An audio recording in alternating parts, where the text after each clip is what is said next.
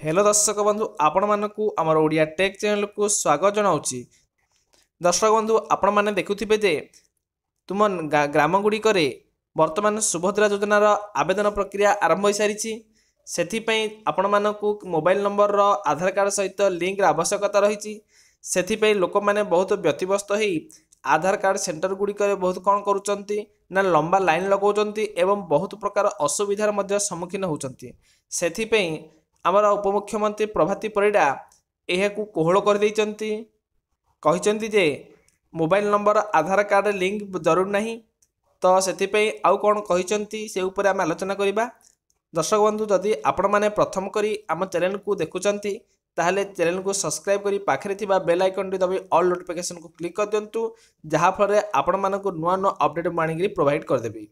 तो चलନ୍ତୁ दर्शक बंधु आमे देखिबा आधार कार्ड सहित मोबाइल नंबर लिंक जरूरी नुहे कहीं देखंतु आधार रे मोबाइल नंबर लिंक जरूरी नुहे कहीं ना देखंतु राज्य रे आरंभ हो सारी सुभद्रा योजना पई आवेदन प्रक्रिया एही समय राज्य सरकार एबे एही योजना नियम को सामान्य कोहल करिसंती ना आधार कार्ड सहित मोबाइल नंबर लिंक जो नथिबा बेले बायोमेट्रिक पद्धति आधार कार्ड पंजीकरण हो पारिबो बोली से कहिसंती।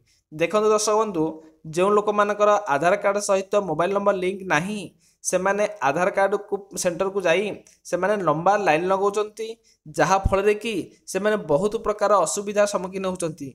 कौन ना अधिक लोक संख्या जमा होगा फल लोक मानकु असुविधा होउछि ता सहित बेले बेले लिंक रहुनी एमती बहुत प्रकार असुविधार सम्मुखीन होउछन्ति। तो सेथिपई जदि आधार कार्ड मोबाइल नंबर लिंक हेइनी ता सहित आपण माने निजर बायोमेट्रिक सहायता रे आपण माने सुभद्रा योजना अप्लाई करि परिबे। देखंतु ऑनलाइन रे फॉर्म आवेदन करिया पय निर्दिष्ट समय सीमा मध्य नाही। सुभद्रा योजना सरकार कहिसेंति समस्ते पाइबे तो केबे शेष तारीख वर्तमान पर्यंत हेइनी तेणु आपण माने मो सेवा केंद्र किंबा जनसेवा केंद्र रे भिड़ जमांतु नाही।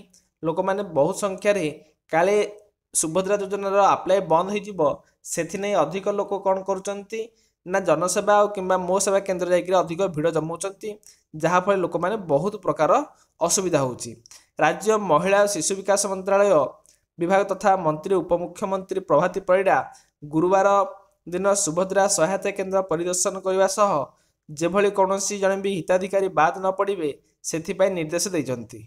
उपमुख्यमंत्री कौन करेंगे ना समस्त मो सेवा केंद्र एवं जनसेवा केंद्र को जाकि बुली दर्शन करेंगे जहाँ फल कि कौन लोक कौन जमीती कि असुविधार न सम्मुखीन हुअन्ति सेप्रति ध्यान देवे।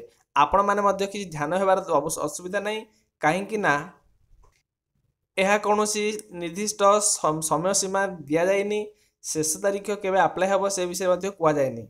तो आपण माने चाहिए निजे अपेक्षा करंतु परवर्ती अवस्था समस्ते सुभद्रा योजना लाभ पाई परिबे।